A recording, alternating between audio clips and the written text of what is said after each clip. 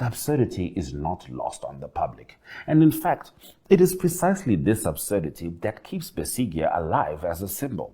The trial was originally scheduled in a military court, a venue whose decor includes guns and intimidation, where civilians are basically extras in a show designed to showcase state power.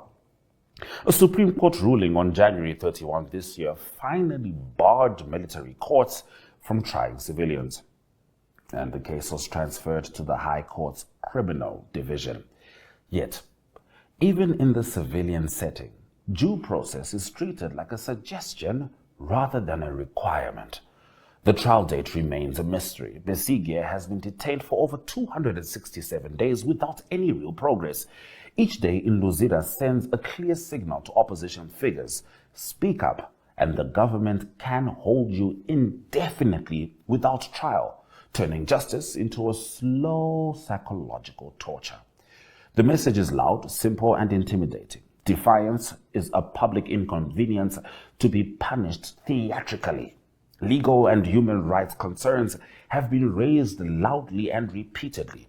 Besigye's legal team, led by Arias Lukwago and Frederick Mpanga, argues that continuous detention since November 2024 exceeds the constitutional 180-day limit for mandatory bail under Article 23(6)(c).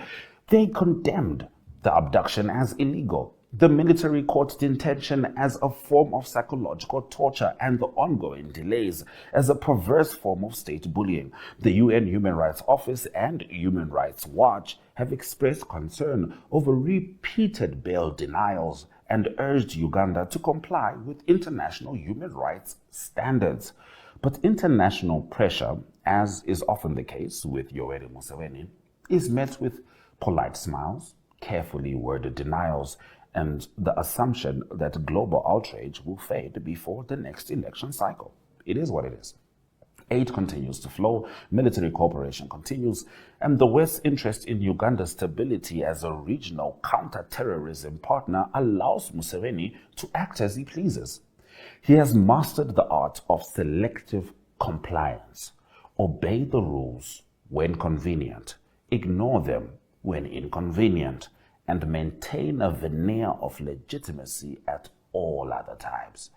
The bail denial sparked immediate outrage among supporters. Social media erupted, with posts ranging from calls for Besigye's immediate release to sarcastic commentary on Kenya's complicity in his abduction, confirmed by Kenyan Foreign Minister Moussa Mara. Opposition figures like Bobby Wine and Besigye's wife, Winnie Bayanyima, publicly condemned the ruling as an attempt to punish Besigye for being abducted and then detained illegally. A rare case where the victim is on trial while the abductor is praised for protecting stability. The irony is palpable. Museveni treats one man's persistence as a threat to national security,